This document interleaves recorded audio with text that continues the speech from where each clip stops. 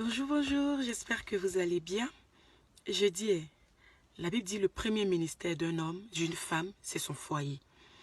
Alors, tu ne peux pas être une excellente chrétienne, tu ne peux pas être une excellente prédicatrice, tu ne peux pas être la chrétienne la plus douée, tu ne peux pas respecter ton pasteur et négliger ton mari. Alors, tu es une mauvaise femme. La priorité doit être ton foyer, la priorité doit être ton mari. Quand ton mari s'habille, tu n'es même pas capable de lui dire qu'il s'habille bien. Mais toutes les éloges que tu laisses sous le commentaire de ton sous les publications de ton pasteur, là, c'est pourquoi.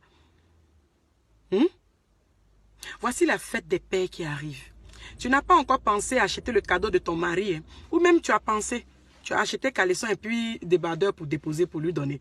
Mais tu as déjà acheté une grosse Rolex que tu vas offrir à ton pasteur. Parce que tu dois paraître la meilleure chrétienne. Montre en caoutchouc en train de couper main de ton mari. Tu ne vois pas ça, hein?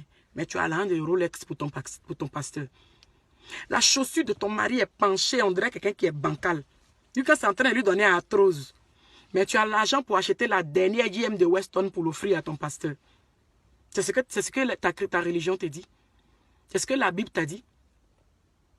Peu importe ce que ton mari fait, ce n'est pas joli devant toi. Ce n'est pas bien devant toi. Parce que tu as l'image de ton pasteur. C'est lui qui est le meilleur. C'est lui qui est bien. Ton pasteur, d'accord. Mais ton mari d'abord. Parce que c'est ce que la Bible a dit. Quand tu es à l'église, tu es la femme la plus douce. Quand tu es à l'église là, on ne peut même pas savoir que toi tu parles. Quand ton pasteur t'appelle même là, tu te plies en quatre.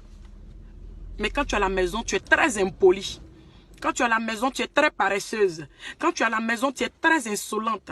Quand tu es à la maison, tu es très orgueilleuse. Mais il suffit que ton pasteur t'appelle pour te dire « Allô ma fille, je suis fâchée. Hein. Il y a longtemps que tu as déterré ton papa pour aller demander pardon. » Mais toi et puis ton mari, là, votre fâchement, là, vous allez faire 2 ans dedans, tu t'en fous. Tu vas à l'église à 5 h du matin. Tu reviens à 17 h. Le monsieur, il n'a pas encore mangé. Tu finis le culte même là, au lieu de venir à la maison, tu ne viens pas. Hein. Tu vas faire le rang pour attendre. Il faut que le pasteur te salue d'abord avant que tu rentres. Mais quand tu rentres à la maison et puis le pauvre monsieur, il te dit, mais que tu as duré à l'église, le livre que tu as écrit pour lui donner, c'est Dieu seul qui sait. Tu peux te lever à 6 h du matin pour aller au travail. Mais il faut rentrer avant ton mari. Rentre pour cuisiner qu'il mange. Quand il s'est plaint de ça, oh, il a eu affaire. Tu vas lui écrire un long livre. Tu peux respecter ton patron, mais tu peux pas respecter ton mari. Tu peux respecter ton pasteur, mais tu ne peux pas respecter ton mari. Après, quand on va parler, vous allez dire non, je préfère être seul que d'être mal accompagné. Donc toi, toute ta vie, là, tu es mal accompagné. Toi, tu n'accompagnes pas mal les autres. Hein. C'est toi qui es mal accompagné. C'est toi qui es mal accompagné. Il y a un moment pour tout. Quand on le veut ou pas, là, la femme tire son importance auprès d'un homme. La femme tire son importance dans un foyer. La femme tire son respect dans un foyer. L'émancipation, d'accord.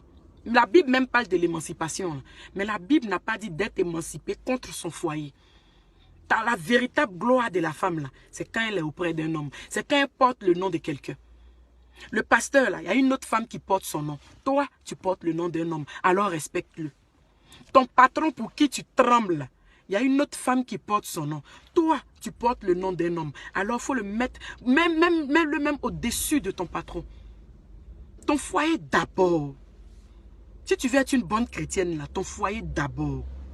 Ton pasteur d'accord, mais ton foyer d'abord. Ton travail d'accord, mais ton foyer d'abord. Il ne faut pas te laisser aveugler par tout ce qui se passe aujourd'hui. Une femme émancipée, ce n'est pas une femme impolie. Une femme émancipée, ce n'est pas une femme arrogante. Une femme émancipée, c'est une femme qui a compris l'importance des choses. Et l'importance d'une chose, c'est quoi? C'est une femme qui est dans son foyer. Bisous.